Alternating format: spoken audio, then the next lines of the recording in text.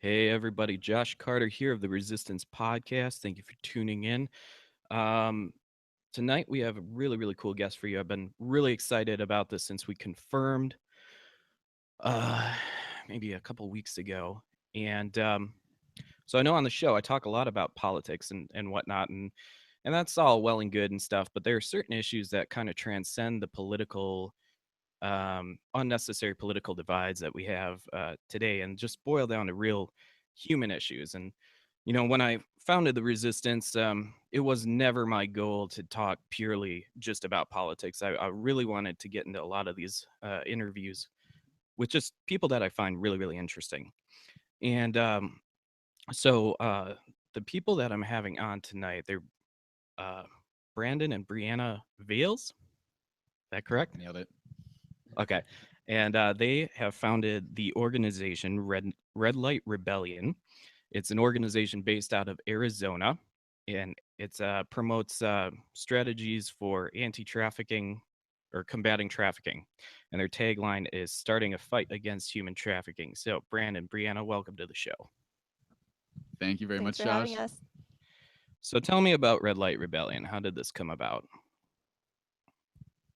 So I first heard about sex trafficking when I was going into my junior year of high school. I was at a church camp and they showed a documentary of a girl trafficked in Cambodia. And I felt a calling towards it, that I was supposed to lead a movement against prostitution. And I was like, well, I don't want to go overseas. I don't want to go to Cambodia. So, like, let's forget about this calling that I feel God's giving me. For about 6 months. And then I learned that trafficking actually happens here in the United States and specifically where I'm from in Phoenix. And that's when I realized that I couldn't just ignore it. We should never ignore injustice, but it's one thing to ignore something going on overseas, another thing to ignore what's going on in your own backyard. So I started getting involved, going to information meetings, and we know that the average age of entry into child sex trafficking in the United States is 13 years old. So you've got 16 and 17-year-olds first entering trafficking, as well as 9 and 10-year-olds. So I was like, man, that could be me. That could be my friends. That could be my little brother or his friends. Like, we've got to do something about this. And very beginning of 2009, where our community was just learning about what sex trafficking was and that it actually happened here in the US. And so there really wasn't any awareness going on with the youth at all. And so I was like, man, if we're the targets, we actually need to know what's going for so we know how to be safe. So me and my friends, I was a senior, and all my friends my age and younger got together and we developed Red Light Rebellion's first program. It was a giant display that we were able to take into all sorts of schools and do presentations with, and students could get a really powerful visual of what's going on in our own communities and how to stay safe. So that's how it was birthed, and our first program launched in 2010. Your first program. Now, were you two together then? You guys were married by then, or We we weren't actually. We didn't even know each other then.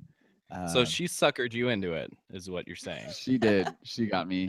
I get paid a wealthy salary, not for being a part of Red Light Rebellion, just being married to her. Uh, Oh, okay. All right. Yeah. Oh, yeah. So, and then I good, also help out with Red Light It's a Rebellion. joke. I'm totally good, good, kidding. good line there. Good line Yeah, there. So when did yeah. you come into the fold? Yeah, I came on board actually after we did get married, uh, and I had really wanted to do something about just the issue of exploited media and specifically pornography, and just how I've seen it wreck so many people's lives. And um, because after about a year of being married, we're kind of like, oh, that thing that I've been wanting to do since we need to like Red Light Rebellion needs some sort of program like that. And at that time, I was like, do I just walk up to strangers and say, hey man, let me check your browser history. Are you Yeah, struggling with right. anything? I I was think like, that'd go that's over probably well. not going to work. Yeah, so I'm going to put that on the back burner for now. And then after about a year after we got married, it was kind of like, oh, duh, this. So Sure. yeah, 3 years. And it's been cool because we now aren't just focusing on preventing the next generation of victims into sex trafficking, but also the next generation of buyers too. And so it's an interesting dynamic that we're able to do. And then we take a lot of fight the new drugs information, and we were able to then present that to students here in Arizona and give them their handout cards, and present not only present that information but give them hope, tell them about Fortify program, things like that. So it's a really cool Yeah. coupling of programs. Now we'll get to your programs in a little bit, and we'll get to kind of the links between sex trafficking and pornography and whatnot in just a little bit. But I do want to kind of echo what you're saying. It was kind of this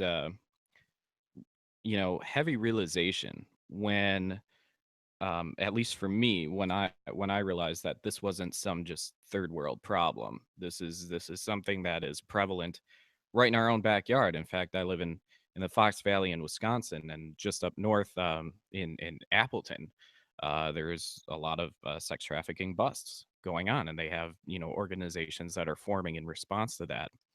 And so it was kind of this like very surreal moment when you realize that something that you assumed happened, thousands and thousands of miles away was happening right in your neighborhood. Was that kind of how it was for you guys too? Yeah, I would say so. And um, I mean, everybody's heard about trafficking overseas, kind of like you were just talking about. And there's been movies that have come out that we always reference Taken, and how people have a perception from that girls are being shipped from one country to another one. And um, it was pretty crazy realizing, like, whoa, okay, this isn't just overseas, but in our own country, in our own backyard. But because it is so much more manipulative in the States, um, it's a lot harder to spot and not as obvious as it is overseas. And so, starting to learn more about the signs, look out for is really, it really opens up your eyes to really the brokenness of the world that we all live in. And I was very different atrocities going on overseas, and then I was very empathetic to friends going through various situations that caused them to eating disorders and cutting, and just almost like bleeding out their pain as teenagers. And so, new topic to me. It was just another type of injustice in the world.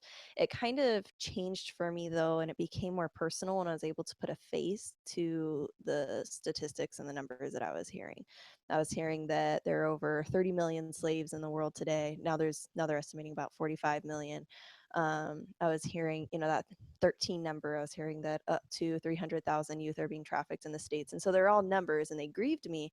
But my dad, he actually concerned when I wanted to get involved in this issue. He's like, "You're actually taking people's bread and butter away from them. That's kind of dangerous." And so he really wanted me to understand what I was getting into, or what I was getting involved in as far as a cause goes. And so he took me on the streets of Phoenix, and we drove around, actually looking for prostitutes that were walking the streets, so that I could actually see what it is. And it was really interesting. I remember seeing the first woman, and she looked more like a girl. Like, she really didn't look any older than late high school, early college age, and she was kind of wearing like the stereotypical outfit that we think of. The high heels, the short skirt, the low top. Um, and as we passed her, we had slowed down, and our windows were rolled down, and she approached the curb thinking that we were actually going to solicit her. And we made eye contact, and that was just, it was devastating towards me, because her eyes are just and completely broken. She was basically the result of other people's greed and lust, um, and so it was just a really surreal moment for me. And I was just like, man, I made a vow to myself, to God, and to her. I was just like, the next time I see a girl in this situation, I'm going to be doing whatever I can to put a stop to this. And so that was a really interesting, even though I was pursuing my calling before that, that was the first time that I made that personal commitment, and it became real to me in a really significant way. And since then, made friends with so many people that have this as part of their story. And um, it's taken on a whole new turn, because when we go into these classrooms and we present, like, there's stories of my friends, and they're it's almost like I'm fighting for my friends, um, where I knew them. It's like I'm doing my part to try to fight for them. So it's been interesting, even though it wasn't a shocking issue to me because I was so familiar with so many other injustices. It became real. Yeah. Yeah, absolutely. That element of personal connection. When I first started becoming aware of this issue, it was probably around 2011, 2012, and I went to a rally in DC, specifically about child soldiers and whatnot. And then I heard this guy speak, and his name was Gary Haugen of the International Justice Mission. Love him. And oh yeah, and his speech just blew my mind. Like I saw the passion behind this guy, and so I'm like, he kind of stuck out at me. So I'm like, okay, well, what's this organization? So I googled it when I got back, and it was just like the reality kind of came crashing home. It's just like, okay, this is clearly a problem. We don't think about it, but we always think slavery got ended back in the 1800s, but it's not.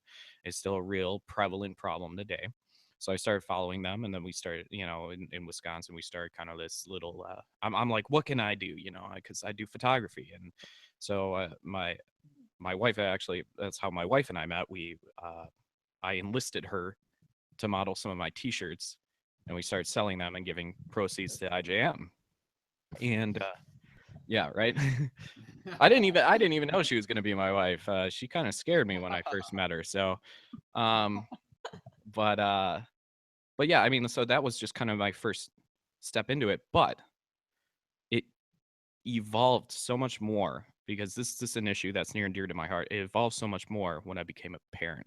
When I started looking, I have two daughters, and I started looking at my daughters and thinking about the the way that the world wants to exploit them, potentially.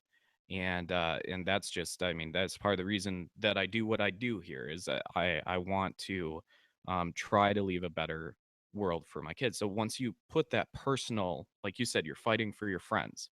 Once you put that personal element in place, it gets very real very fast. Now, you said your initial introduction, like your initial draw to it was to combat prostitution.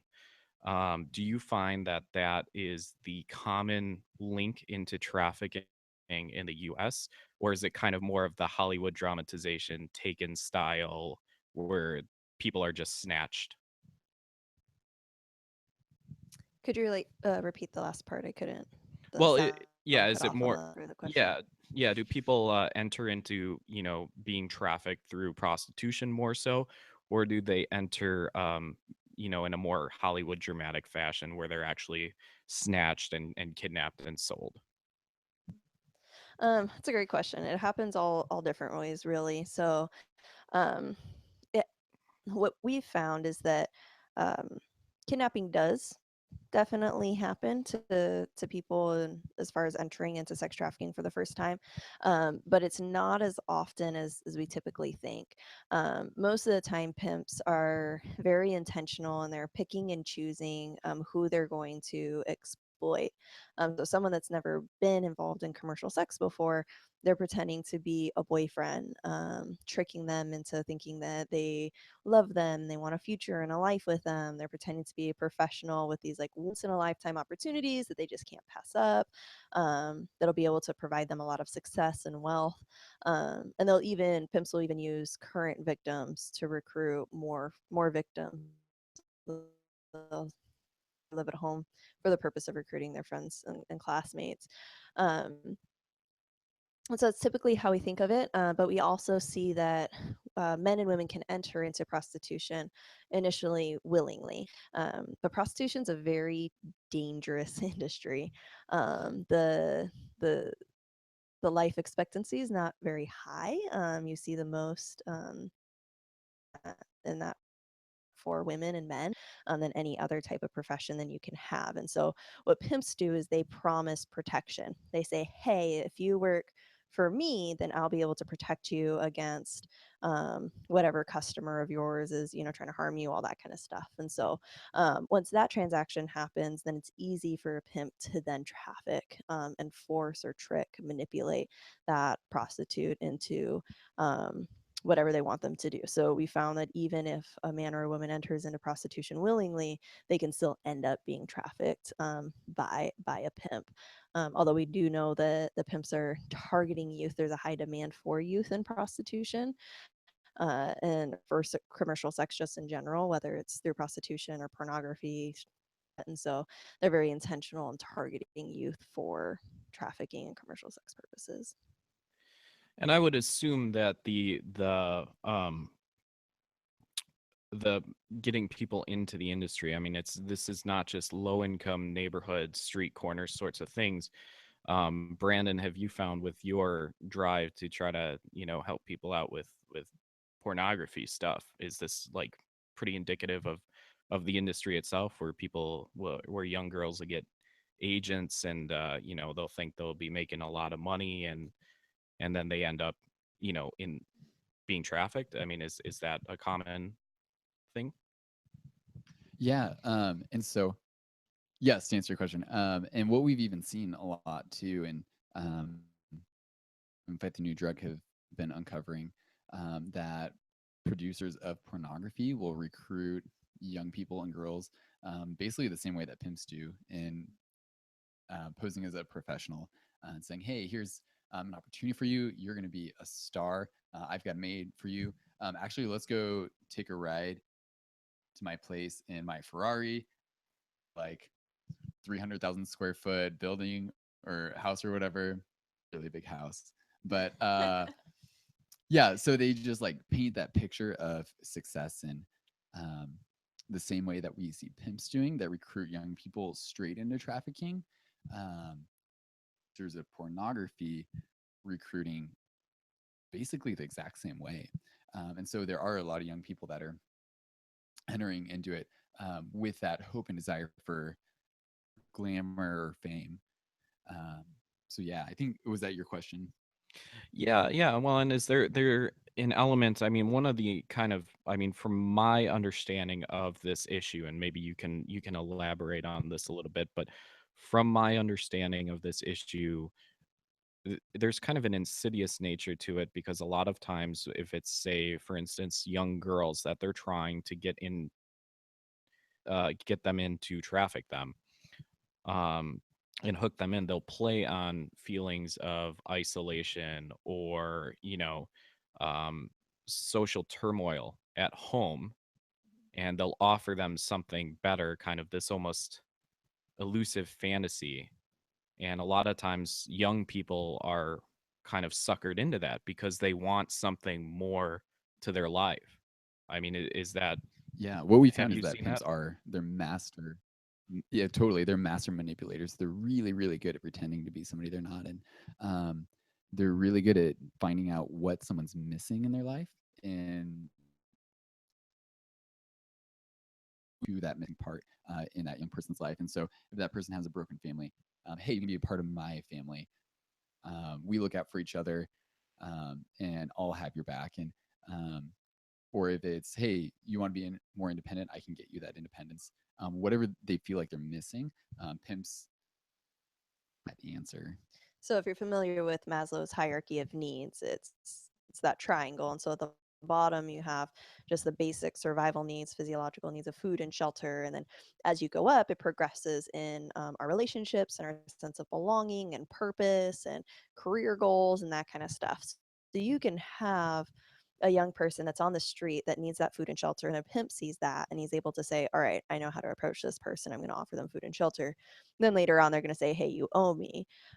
Whereas you can have a kid, like you're saying, from so they've got everything pretty much filled, but they still have that very top part. They're still looking for success. They're still looking for purpose. But maybe they live in that $1 million home, but it's because their parents are never home. Their parents are always constantly working, are always absent. So they're looking for that emotional fulfillment in that way.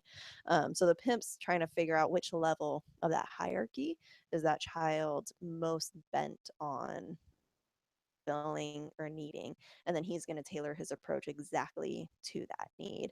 So whether it's an emotional level, feelings of belonging, or feeling lonely and isolated from other people, so then it's easy to enter into that. you've experienced abuse and you need safety and protection, I'll help you, or you're on the streets, you need food, I'll help you. So that's typically what we see them try to do. Yeah, so it's not some exclusive problem to kids who are, in very poor families and mom's out of the house. I mean, we've seen, the family structure just in general in the states kind of deteriorate. And so even if a Yeah.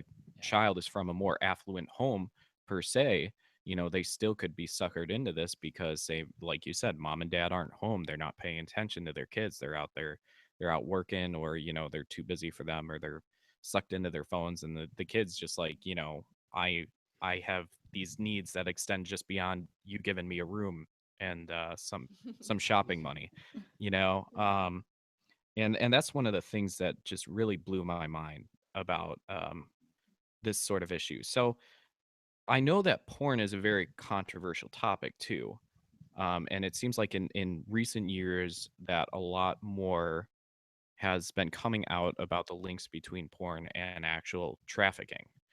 Um, how do I was thinking about this, like how do people, because I've seen Fight the New Drugs pages in their posts, and I've seen them talk.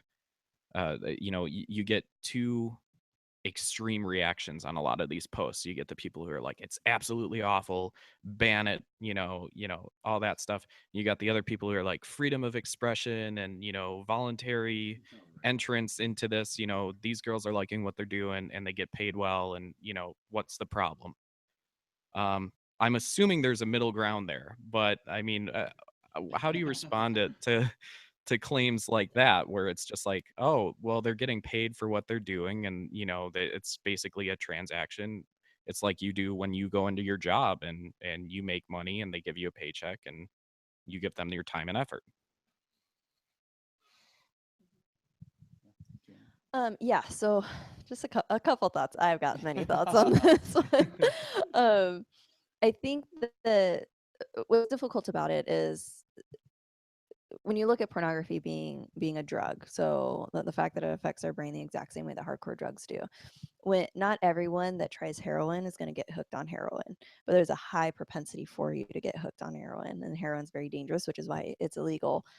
So in the same way, not everyone that looks at pornography is going to be looking at these horrible acts or getting into really deviant kind of films or images, and not everyone that looks at porn is going to automatically become addicted to pornography, but there's a high propensity of that, so there needs to be a lot of education and a lot of weariness around it. And so in that way, I think that I love what Fight the New Drug does, because they promote that education. Really, if there's such harmful effects of something, we do have the right to know about it. I think of it this way: when people, yeah, hey, is is allowed. It should be allowed. Like, that's someone deciding what they're going to do for their body. It's a legitimate job, and I believe that a woman and a man have whatever they want to do with their body. They have the right to do, but no one else has the right to do whatever they want with your body. And so in sex work, in the same way that you go to a restaurant and you sit down to eat and you tell the waiter exactly what food you want and how you want it customized to whatever degree that you want, they have to cater to you because you are the customer. You get what you want. The customer is always right, is what we say. And it works the same way in sex work. The customer is always right. The customer is paying for what the customer wants. And so what happens is you get in prostitution, it's very dangerous. And pornography, we're seeing a trend of more violence. We're seeing a trend of just um, men and women more and more in the sex acts that they're engaging in, because that addiction is escalating in so many people that are watching pornography. And so no one has the right to do whatever they want to do to your body.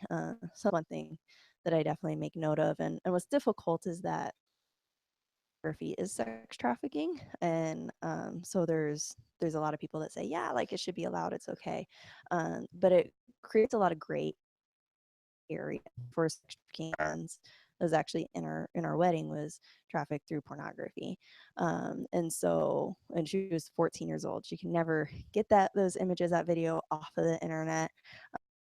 She can never. That's just not capacity to do, she can never take those memories away from anyone.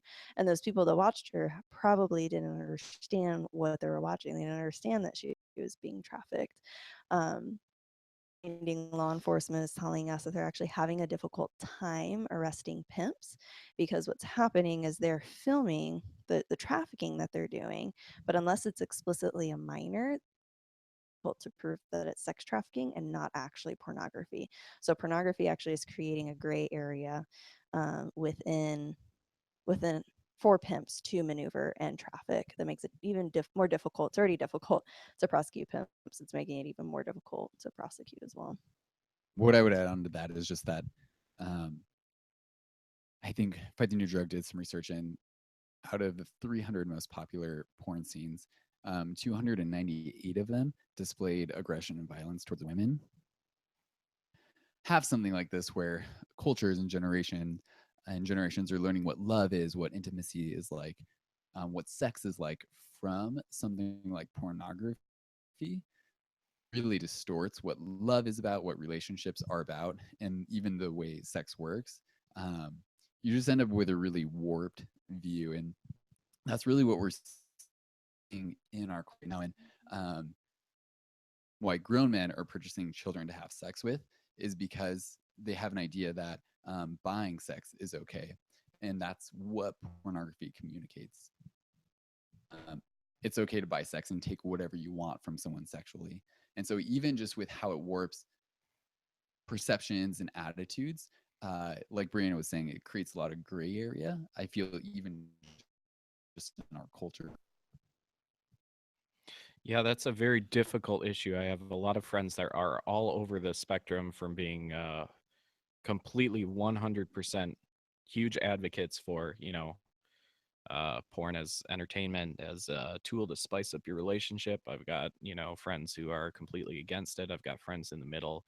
And it's something that people don't want to talk about, but it's a legitimate thing to discuss in society, especially if it does have the effects like you're talking about, as far as um, changing people's views and perceptions of relationships, intimacy. And it's almost like it's like you're saying, with this being such a personal thing, it's kind of funny. It's all over the internet, and yet it's considered a very, very personal thing at the same time. So it's kind of this interplay, but it's very, very difficult, especially if, like you're talking about, the pimps or the agents manipulate people emotionally, or have some sort of leverage over them economically. It's very, very difficult to actually prove if someone is actually being exploited. So, for instance, if they've undergone years and years and years of emotional abuse, and they've almost got like a Stockholm syndrome sort of thing, how do you get that Exactly. person to admit, they're being exploited? You can Right. observe it potentially, but unless you have proof, and how do you go about getting that proof without violating people's rights to privacy, if you will? You have to have some sort of way to figure that out. Is that stuff that you guys have run into with your education and awareness training and whatnot? Yeah, it was interesting when we were first getting started. We worked with an alternative school for high school students, and we worked with a class for about six weeks. That they were putting on a project for the whole entire school to present to them about trafficking. And the very last day, the day of their presentation, one of the boys came up to me and he was like, "Hey, I finally understand that pimps are bad." What took you so long? You've been talking about this for six Well, weeks. we got you there, And so yeah, yeah, yeah. awesome. Right. But it was normal for him. It was normal for his classmates. The first week we were there, some kids were like, "Yeah, my mom used to be a prostitute." I remember men coming in and out of the house. Kids were like, "Yeah, my friends are prostituting." So it was normal for them. And I was like, "Well, what that pimps were good?" And he's like, "Well, like media, like music and like music videos, and like it's just in our culture that it's okay." And it literally took 6 weeks of working with this kid for him to understand the dynamics and what was going on. And especially when we talk about the pornography piece, we run into a lot of, it's hard for the kids to wrap their their brains around what's so normalized in our culture can actually be harmful to them. So even if you look at this like 50 Shades of Grey or 50 Shades Darker like movement almost that's happening with the books and the movies, well, you've got a male character that experienced sexual abuse and is now acting that sexual abuse out as an adult, yet he's now the perpetrator or the aggressor in those situations. So he's trying to steal back control from the control that he lost when he was abused. Well, it's spun in this romantic kind of way. And so you have all these men and these women watching this video, these movies and reading these books and like, oh, this is awesome. Like, this is this like great love story or whatever they're thinking that they like it. It's like, man, we're celebrating someone that can't heal from a sexual abuse. And he's now reliving that as the aggressor. And we see like the same, I don't know if you saw the Catch Me Outside girl Phil just released. Who didn't see the Uh, Cash Me I Outside? Oh know. my Oh, gosh. I don't know. I'm pretty sure I saw 500 memes. I know. Yeah, well, and that was the thing because I watched that video before the memes came out, and it was horrifically sad to sad how the audience treated her, and it's sad how even Dr. Phil treated her in my perspective. Because I was looking at her, I was looking at the way she was behaving, the things that they were putting against her and saying, "Hey, you're doing this and this, you need to stop," like what's going on type of a deal.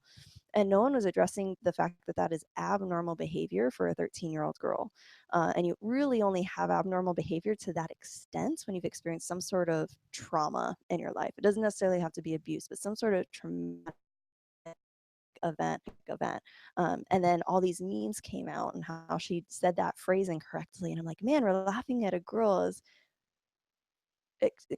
extremely now we're exploiting her. We're using her trauma and we're now exploiting her through humor. And now they're talking about doing a TV show, and she was just doing I think it was an Instagram live video. Grown men were commenting asking her to take her clothes off and things like that. I was like, she's 13 years old. That's child pornography. Like, you're acting exactly like a pedophile right now. And so what we're seeing is this kind of these concepts surrounding sex and our sexuality have become so normalized in our culture that we can't even recognize trauma and we can't recognize pedophilia when we actually see it. And so it's been really interesting to go into schools and but the kids get it. Like when the kids hear about the information, there's a lot of them you kind of like that light bulb where they're just like engaging in things that I shouldn't be engaging in. And And even s- asking the question, why is this okay? Like a lot of students are like, why is porn legal? If drugs are illegal, then why is um and it's interesting to see that connect for them and really start to ask those questions like why don't more people know about the harmful effects of pornography? Yeah, and it what personally. a We had one kid that was just like, why didn't anyone tell me about this before? Why am I just now hearing about sex trafficking in eighth grade? Why am I just now hearing about the harmful effects of pornography in eighth grade? Like, you should have taught me this before. Like, where has all this been? So it's been really interesting. It's been cool to see kids really take to it. Other kids, it takes a lot longer than, just the 1 to 5 day presentation that we do. But it's been really neat to see how passionate they get and concerned they get for a lot of the things going on. yeah, it is really, really interesting too to see how it is. I mean, prostitution's illegal most everywhere in the states, but for some reason you put a camera into the equation, and the very same act becomes legal. There's this sort of cognitive dissonance surrounding that. This breakdown of logic, and you can debate the merits and uh, downfalls of prostitution being illegal, but at the same but there's no reconciling that these are the same thing, and yet they're treated completely different, and the only answer is probably money, the industry, the influence that they probably buy. I mean, it's even crazy. And we won't go down this rabbit trail, but just the accusations of people in politics being involved in pedo rings and stuff like that. I mean, I don't know what's true and what's not when it comes to those allegations, but when you see the sheer amount of sexualization that society has undergone, and one of the principles of a product that interacts with your mind in a way a drug does is that eventually that rush isn't going to be enough. You'll have to find the next extreme, the next high, and it gets progressively worse. And like you said, everyone's different, but there's this element of progressiveness to it, which is why every year you see a lot of the prominent search terms on, say, porn sites, getting more and more extreme or strange. And it seems like nobody wants to acknowledge that this is a problem, or nobody wants to talk about it because they're afraid of stepping on toes or talking about something uncomfortable. And I think it's because it requires us to change. I think that's when, because when you talk about sex trafficking and people hear about that and they're not that, let's say they are sex buyers, they're like, oh, I would never buy a minor. But then sex buyers that do buy minors, then they're confronted that they need a change. When you talk about sex trafficking and pornography, you get a whole new spectrum of people that need to change their lifestyle. And I think that it's easy to be passionate about issues that are overseas. We see like a huge movement in the States, and which I think is great, having compassion and empathy for people going on issues going on overseas. I don't think I've ever seen it before about that, at least in my lifetime. And so it's really cool to see, but it's like, man, but what about right here? Like, we don't have to change anything if, or, when we're talking about some issues overseas. Now we're talking about, labor trafficking, things like, the products we buy, we have to change that. Um, but when we're talking about our sexual appetites and behaviors and that, because it's contributing potentially to something very, very heinous, that's where you get a lot of people that are very like, whoa, like, let's not go there. And that disconnect starts to happen. Well, okay, so we could go on probably for hours just about the problem itself. Now, tell me about Red Light Rebellion, and what is it that you guys do when you said you do presentations at schools and other organizations, but tell me about what you guys do, what you're looking to do.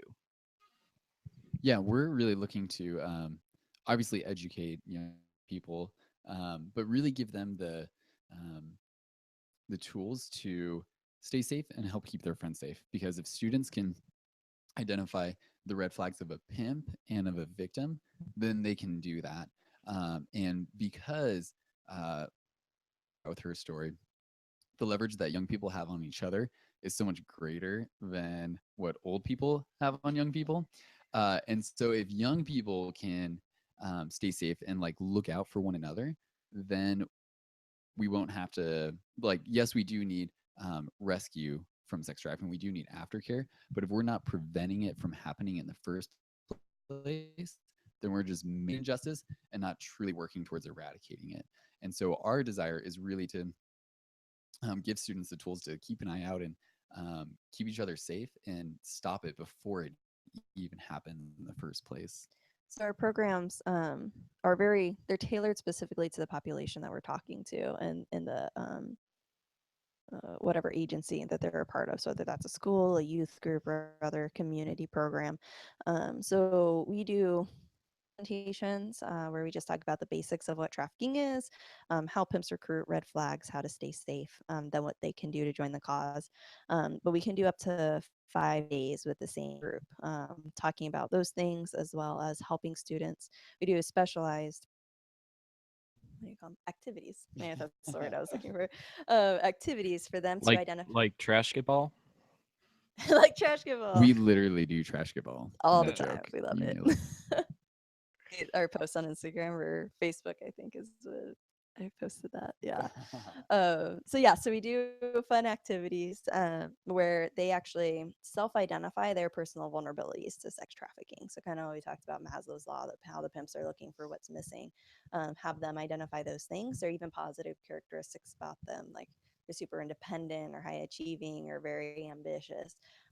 What is it? Because the more self-aware they are, the better they'll be able to resist manipulation. They'll be able to recognize it and know how to get out of that situation. We talk about healthy relationships. Basketball comes in. So not only what to stay away from, but what to pursue. A lot of kids have never had healthy relationships demonstrated to them on a consistent basis, so it's difficult. And then we piece and passionate about getting kids involved in the cause as well. So anything from simply buying a T-shirt to signing the Rebel Pledge on our website, all the way to getting super involved and starting a school club. We try to at and help them in the next steps in activism.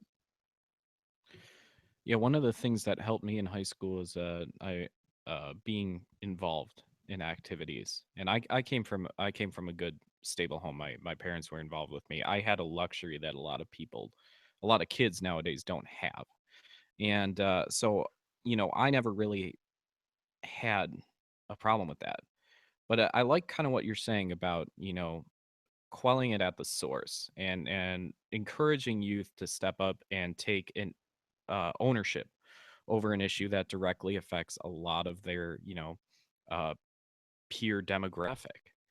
And one of the things that is always concerning to me whenever new organizations start up is that they end up becoming more about the brand rather than the issue itself. And I've seen that happen with countless movements, right? And I always worry because ever since like the human trafficking thing came to the fore, it almost it's kind of like breast cancer awareness, right? Do you think anyone's not aware of breast cancer nowadays? No, I mean, there's a whole month everybody goes pink and stuff like that. But really, what matters is what we're doing to create the solutions. And it sounds like you guys are really trying to get at the solution to it. I mean, it's almost like you're teaching young kids, a psychology course in a way, being like, know yourself and know your friends and know what good signs and bad signs are. And I think that's a very valuable service that you can offer the youth. Is that pretty accurate? Yeah, spot on. Yeah, and we do trainings for parents and professionals that work with students too. So really trying to engage everyone that's a part of a student's life, students and adults, so they can all look out for one another. Because really, like we're we can go into a school, we can go into a youth group and do a presentation, and it's cool. We get kids hyped up about a good cause, but it's really the adults that are in their life that are continually investing in them, like teachers and social workers and youth pastors and anyone involved in any sort of club sports team, anything like that. They're literally on the front lines of prevention. We just did a fundraiser today, doing a bike run, and it was really cool to see the community come out and support a cause. And it's like, man, if you know a kid and you're involved in their life, you're on the front lines of prevention. We can only do so much. Like Yeah. we've got to get kids hyped up about a cause, but so that they care enough to know about the signs. But it's really the adults in their life that will be able to intervene and are on those front lines. And it's about getting those people on the front lines, students included, because they're friends to one another, to really look out for one another, because that's where the prevention starts.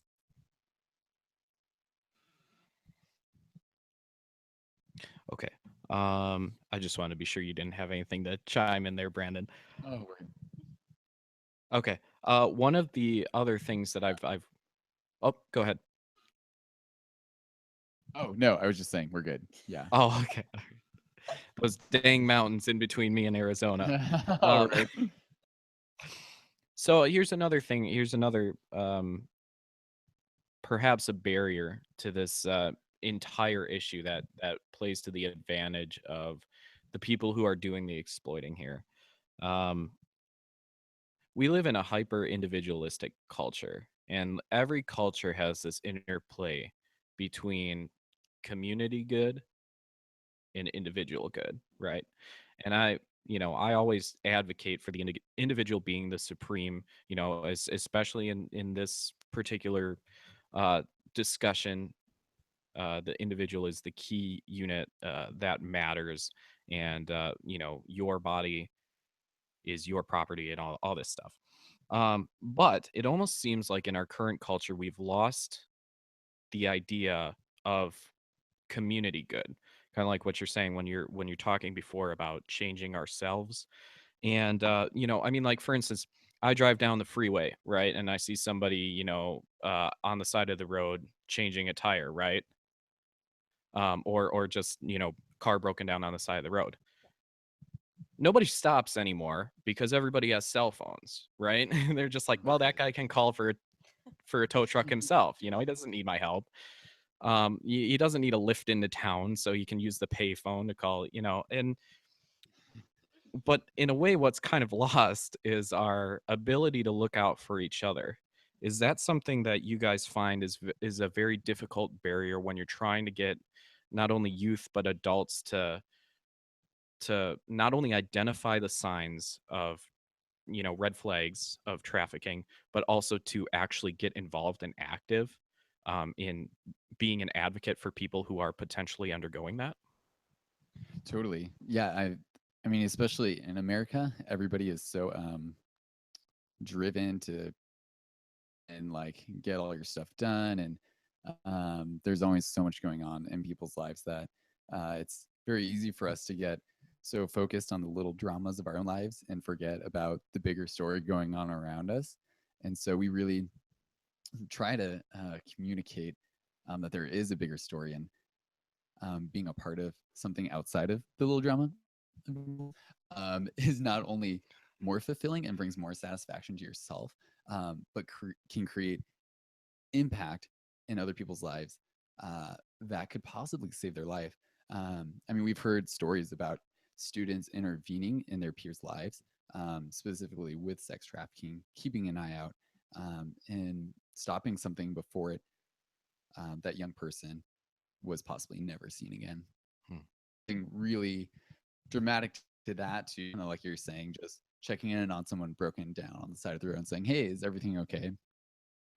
Connecting with people, we really believe is where justice is best. Look out for one another and have each other's backs. That's where justice works best, is in community in that way. And I think too, youth, this generation, we're seeing so many higher suicide or attempted suicide or self harm, and just a lot of kids taking whatever hatred toward themselves that they have, and expressing it in that way. And so I think we've got a lot of kids that are severely hurting too, and they have no idea how to process that. They don't have any healthy coping skills at all. And so I think part of it too is kids being so wrapped up in their own pain, and they don't know what to do with that, that they don't know how to help. So I think our programs touch on so many of those different issues that a lot of kids end up getting hope from our presentations. We have a lot of kids that impact them. They've never experienced anything close to trafficking, but because we're talking about all those different issues and how, that can be vulnerabilities, then hey, no, like there's hope beyond this. Like I can do something about this. And then it gives them hope to reach out to other people too. And so I think that that's something that there's almost an apathy that can actually be caused by pain and not just a disinterest in other people, that has to be addressed as well. And so if you can give hope to that person, then they'll feel that they can provide hope to other people, and it's actually worth it, that they can make a difference, and they're more than just all the negative things that they think about themselves. Yeah, in a way that pain or that alienation can actually play into the trafficking issue. You know, just because you know, as twisted as it is, you know, kids want to feel wanted. They want to feel valued, and a lot of times, what you see, I mean, even in say just dysfunctional relationships, is that, you know, either a woman or, you know, potentially a guy will stay with someone um because they feel wanted, even if it's an abusive type of relationship, and how much more so if they're in the being trafficked or in the sex industry. Right. Totally. Yeah. uh let's see. Okay, so you guys have been around for a little while now. Where do you hope to go with Red Light Rebellion? You got a lot of good things going on for you. I really like your shirt. I'll probably order one within the in the next week. I meant to do it and have it on tonight, but Yes. it didn't happen. Life has a We'll way of. get you some cool shades too. So check these out. Oh, Yeah. If they're oh, not on clear. our They're not on website our yet, website yet. so There's that. we'll send And those. then we'll fight for freedom on that side. I'll So wear them inside and out. Um, so where do you hope to be? What's the next, say, 5 years looking for, like, for Red Light Rebellion, and then what's the grand goal? So, because it's awareness, literally reaching as many young people as we possibly can is the goal. We definitely want to increase the number of people that we're presenting to. So as far as in the state of Arizona, expanding to beyond like the greater Phoenix area, which we've gotten a couple opportunities this year to do, which has been exciting, in northern and southern Arizona, and then into other states as well. But we're also very passionate about giving kids a lot of depth too. So even though I think that our programs will expand to other states in the forms of school assembly one day, and probably within that frame, are really passionate about giving kids substance as well. And so I think one of our biggest strengths is going to continue to be the multiple day classroom presentations, where we're really diving deep with kids and early on that those front lines, presenting doing 25 presentations in a week to less than 200 kids, because we're with the same kids every single day of that week, and but really diving in deep with them. So I think that we plan to grow. I would love this to be national. I would love for people all over the country to know Red Light Rebellion's name and what we're about, and want to support the cause, whether it's buying a T-shirt or bringing us to their state or their community. But really, we want to ultimately empower youth. I would love to see youth doing so many different things to spread awareness on their campus. So we had one school that did a whole entire feature on their newspaper about sexual harassment and assault, talking about that being a problem even on their campus, and what are like the consequences of that, and having actually a student tell her story about her experience being raped as a freshman by a junior that went to that school. And so it's just really seeing students do that kind of stuff, like that's amazing. Like we could do 1,000 presentations a year, but it's really students taking ownership of that. And so we're doing the best that we can to keep up with everything that the kids have going on, to give them all the tools they could possibly need to truly ignite that rebellion against sex trafficking in their communities, and fight for freedom on a very personal level in their communities, with their family, on their school campuses, at their church, wherever it might be for them. Yeah, finding that balance between depth and reach is a very, especially for an organization like yours, um, where it's like you really want to ensure that the kids are really internalizing the message, and not just doing presentations for the sake of presentations, but at the same time it's a valuable message that needs to be broadcast more and more and more. Tell me about, well, is it just you two and an army of volunteers, or do you guys have staff, or what's going on with that? you're looking at most of it, and we do have a what we call like our volunteer staff, a few that volunteer, but they do quite a few hours with us as well too. Presentations to curriculum development to um, manning tables and booths at different events and Yeah, it's a event planning event planning, and then we have an advisory board of 15 to 20 volunteers that we help fill in some of the gaps that we can't do, or just things that we're really bad at. Um, so it's awesome to have friends and family step up and be a part of it in that way.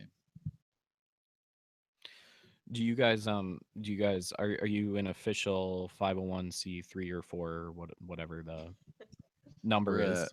official 50c3 1 million. So, Oh, uh, ooh. all right. Moving to the next level. Oh yeah. That's what I We like. I admire the initiative. uh, we are in the process of filing right now. We've been using a church's nonprofit status, which we're considered a. It's called a DBA, doing business as. We function the exact same way, and yeah. But So they're kind of like our umbrella nonprofit. Um, and so yeah, we're in the process of being independent, going through our teen years. yep. Well, and that's great. It's not like you guys are just printing up a ton of t-shirts and then raking in money and then paying administrative salaries, and I mean, you guys aren't driving around in Ferraris here. It's important to know that you guys are just you're really doing it like at a grassroots level.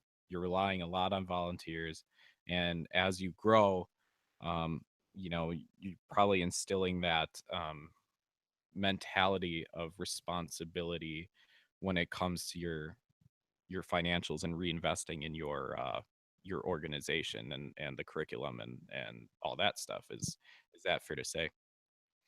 Totally. We actually um, raise our own salaries as well too, and so all the money that goes into the organization stays in it. So we and everybody that comes on staff with us will raise their own salaries as well too. So again, the donations that people make does go back into the programs. Mm. And it's interesting because I've seen so many, especially anti-trafficking organizations are the ones I'm most familiar with, but so many of them have this vision and they get all hyped about it in the beginning of this grassroots movement and people coming on board and doing this big huge thing. And then they start applying for all these big huge grants and they turn into like this corporate kind of structure that wasn't the original vision, which there's nothing bad with that. But I so love that grassroots vision and that grassroots movement. And so being very, and we could have a staff in the next 5 years, but all of them will be missionaries raising their own salaries. We'll still be heavily dependent on the community with volunteers and getting monthly partners, not only for salaries, but for Red Light Rebellion. And I really think that when we not only is that more sustainable because you're not getting this big grant that you have to use all the money in 1 year and then find another grant for the next year. So it's more Buy a sustainable. bunch of koozies and stuff that sits in a Exactly, right. box and Yes. Yep, up on the shelf. Yeah, and so it'll keep us grassroots, and it'll keep us dependent on the community and dependent on volunteers. And it's been really cool to see. I've seen so many people do that structure, and they're able to do things in ways that everyone tells them is impossible. And we're all about putting ourselves in impossible situations so that God can come in and be glorified, and we can be like, that was all Him because we couldn't do that. And so I think it's really cool to be able to do that, and really passionate about keeping that structure very very grassroots, no matter how large we get. yeah. There is no way our operation is set up to accomplish that. There's short of Exactly. intervention. Yeah, no, if you hadn't noticed, I'm a tad bit skeptical of corporate charities, and I've been burned one too many times in the past. But I think that's a legitimate question that a lot of people have when they jump on, especially like you said, when there's that enthusiasm surrounding a movement, and then you guys have the cool edited videos online and stuff like that, and um way better than I could do, that's for sure. Um but after a while, if the content isn't there, if the solid base isn't there and the money's not going back where it's supposed Mhm. to go back, it almost becomes this sort of virtue signaling affair. And I don't see you guys as Totally. having that sort of, you're not in this to a lot of people that I find that found these sort of initiatives, they don't have that kind of I want to make a living off of this. Like like they have kind of this mentality of I want to make a living and do this, you know like they don't take money out of their initiatives to do it because the heart is there. And it's when organizations become corporate that a lot of times you see that kind of disintegration in a sense, or the lack of effectiveness. And the other thing is when you keep things at the grassroots too, you really keep people engaged. And it seems like you guys really like being right in the thick of it. I mean, maybe someday you'll get old and you'll just want to be at home.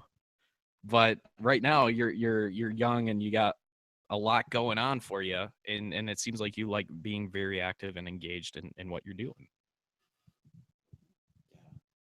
That Yeah, totally. And I think that the structure that we have will keep it grassroots. And I think it's something too, like, I think a lot of people don't understand. I think the way that nonprofits have pitched, hey, you give money and it goes into this, this, and this, a lot of people don't understand the administrative costs that go into that. So I think part of it is donors to say, hey, this is the reality of running a nonprofit and the way that we're doing it. And then donors can say, okay, I support that, or I don't support that, or and but then that's transparency. And so I think that I hope that donors very transparent, because we are trying to as much as possible. And nonprofits, you can always find their stuff. It's public information. And so Yeah. um yeah, having that transparency is key. And I'm really excited our model, because I think one day we could be, I don't imagine this, but we could be the size of a corporate company, but still very grassroots, because people are raising their salaries, and and doing it in that manner, I think is really beautiful to keep the community engaged. What do you think, Brandon? I concur. Uh, Good answer. Um, totally. Yeah. And man, especially nonprofits over the last couple of years. And kind of like Brianna was saying, we've seen organizations that rely on a single grant to fund everything they do. And when it doesn't come through, it kind of sucks because down. Um, and we never just want to put ourselves in that position to where we're relying on one thing to continue to function. And again, giving people the opportunity to be a part of something bigger than themselves, and um, not having to donate like a huge amount of money to make a huge impact.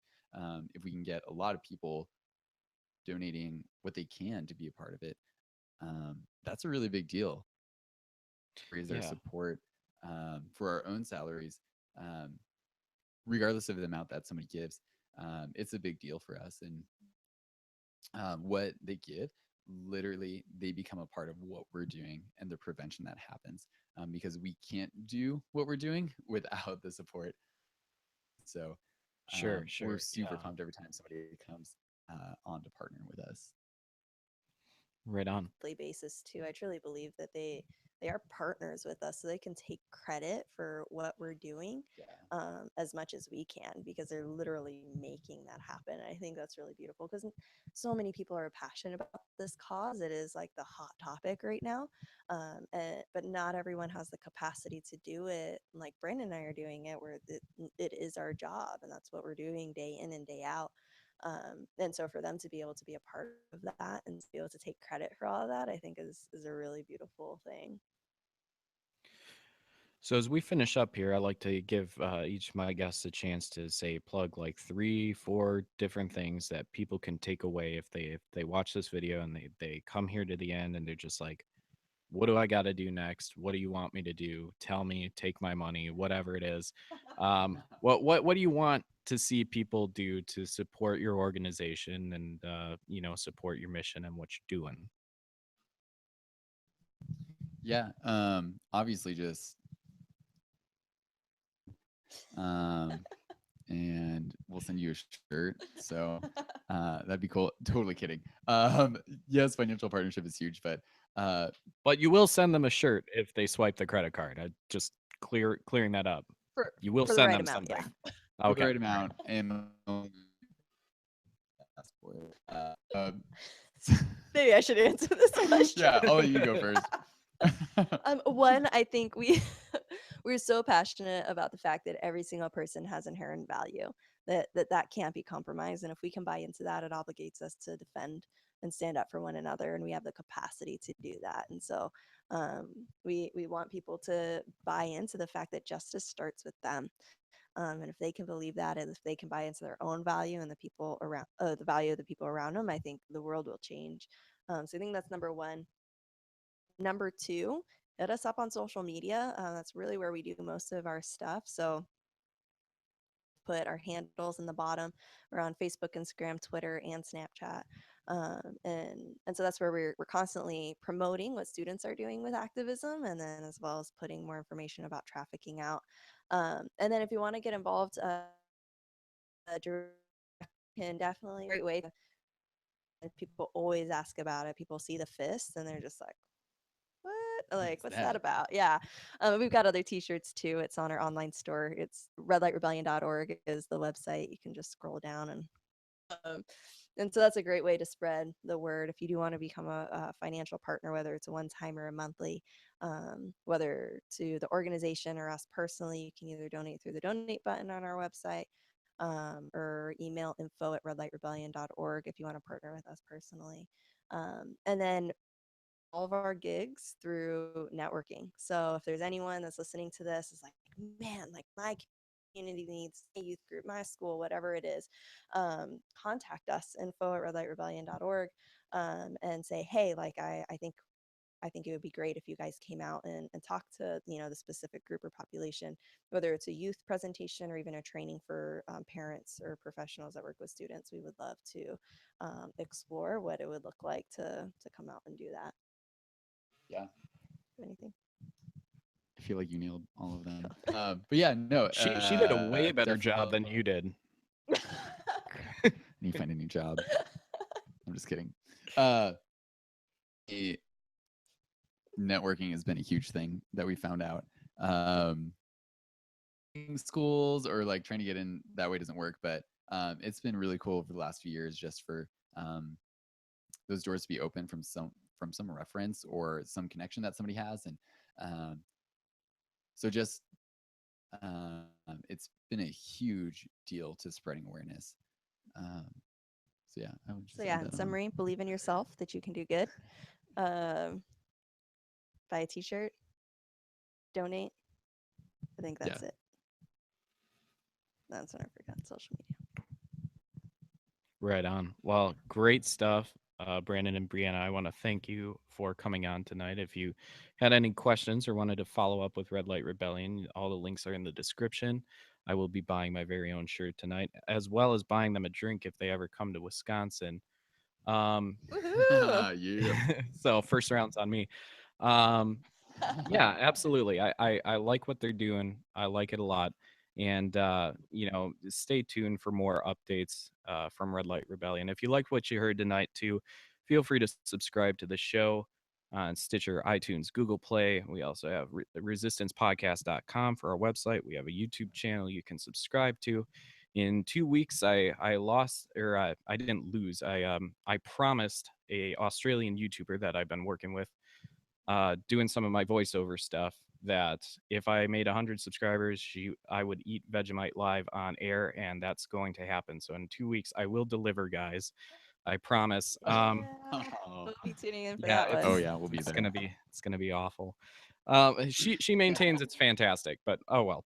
Anyway, so for everyone who is watching, thanks so much for joining us tonight, and stay tuned for new guests coming up. We got something pretty much every week, so thanks again. Take care. Bye.